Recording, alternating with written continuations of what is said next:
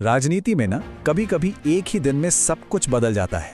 आज हम एक ऐसे ही राजनीतिक भूकंप की कहानी पर बात करने वाले हैं जिसने एक पूरी पार्टी के वजूद को और 7 सांसदों के करियर को बस एक धागे से लटका दिया है। ये कहानी सिर्फ आगे बढ़ने से पहले चैनल को सब्सक्राइब करें और बेल आइकन को जरूर दबाएं ताकि आपको हर नए वीडियो का नोटिफिकेशन सबसे पहले मिले। कहानी सिर्फ राघव चड्ढा की नहीं है जो कभी अरविंद केजरीवाल के सबसे भरोसेमंद लोगों में गिने जाते थे। नहीं, ये कहानी उस विरोधाभास की है जहां एक आंदोलन का चेहरा अब अपने सबसे बड़े राजनीतिक दुश्मन के कैंप में खड़ा है। ये सिर्फ एक दल बदल नहीं है, बल्कि ये एक प्रतीक है, एक क्रांति का सत्ता की राजनीति में बदलने का। लेकिन इस नाव में राघव चड्ढा अकेले नहीं हैं। उनके साथ संदीप पाठक, अशोक मित्तल और हाँ, क्रिकेटर से नेता बने हरभजन सिंह जैसे 6 और बड़े नाम भी हैं। सोचिए, 1 या 2 नहीं बल्कि 7 सांसदों का एक साथ पार्टी छोड़ देना, ये किसी भी पार्टी के लिए सुनामी से कम नहीं है। और आम आदमी पार्टी इस समय ठीक इसी तूफान से जूझ रही है। पर रुकिए, इस पूरी कहानी का सबसे दिलचस्प मोड़ तो अब आने वाला है। इन 7 सांसदों का जो पॉलिटिकल फ्यूचर है ना, वो अब एक बहुत ही पेचीदे, कानूनी और हाँ, गणित के जाल में फंस गया है। क्या वो बच पाएंगे या उनका करियर खत्म हो जाएगा? जवाब सिर्फ एक नंबर में छुपा है। तो क्या कोई भी सांसद बस अपनी मर्जी से पार्टी बदलकर दूसरी पार्टी में जा सकता है? नहीं, इतना आसान नहीं है। भारत में एक बहुत सख्त दल बदल विरोधी कानून है जो ऐसा करने से रोकता है। लेकिन हाँ, इस कानून में एक छोटा सा रास्ता है जिसे विलय या मर्जर कहते हैं। अगर काफी सांसद एक साथ पार्टी छोड़ते हैं तो उनकी सदस्यता बच सकती है। तो फिर वो जादुई नंबर क्या है जो इन सांसदों को बचा सकता है? कानून कहता है कि ये संख्या है 2/3।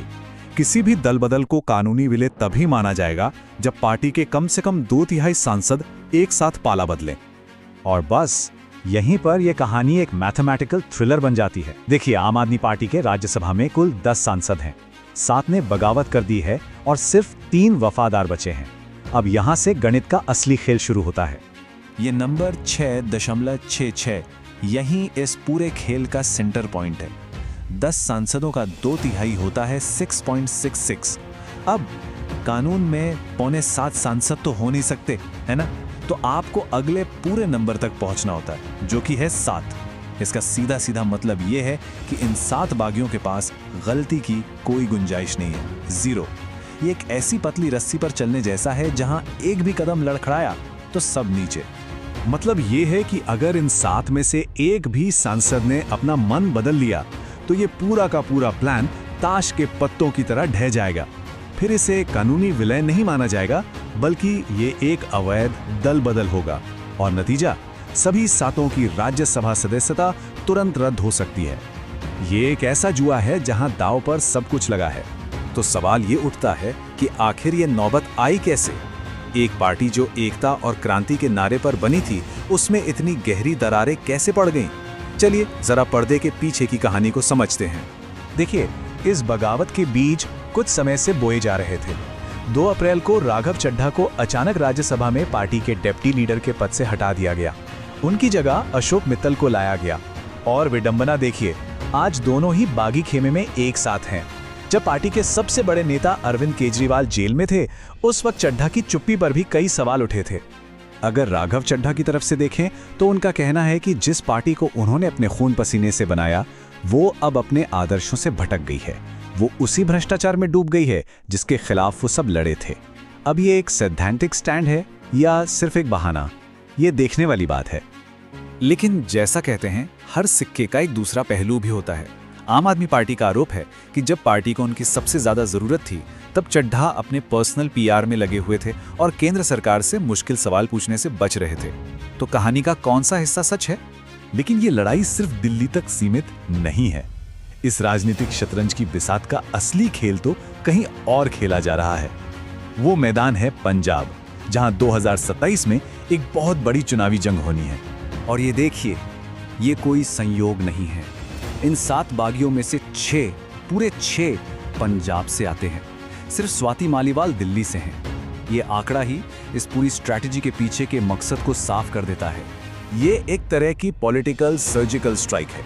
पंजाब आम आदमी पार्टी का गढ़ माना जाता है और बीजेपी ने 2027 के चुनावों से ठीक पहले इस किले की दीवारों को तोड़ने के लिए उनके 6 सबसे अहम सेनापतियों को ही अपनी टीम में शामिल कर लिया है। ये उस जमीन पर पकड़ बनाने की कोशिश है जहां बीजेपी हमेशा से संघर्ष करती रही है। तो अब ये सारे नेता एक वैचारिक चौराहे पर खड़े हैं। एक रास्ता सिद्धांतों का था, दूसरा सत्ता का। उन्होंने अपना रास्ता तो चुन लिया है, लेकिन उनकी मंजिल अभी तय नहीं हुई है। तो अब सवाल ये है कि उनका भविष्य किसके हाथ में है। अब ये पूरा मामला सिर्फ एक व्यक्ति के फैसले पे टिका है, राज्यसभा के सभापति, जो कि भारत के उपराष्ट्रपति भी होते हैं। वही इस 6.66 के गणित को तौलेंगे और फैसला करेंगे कि ये एक कानूनी विलय है या फिर एक अवैध दलबदल।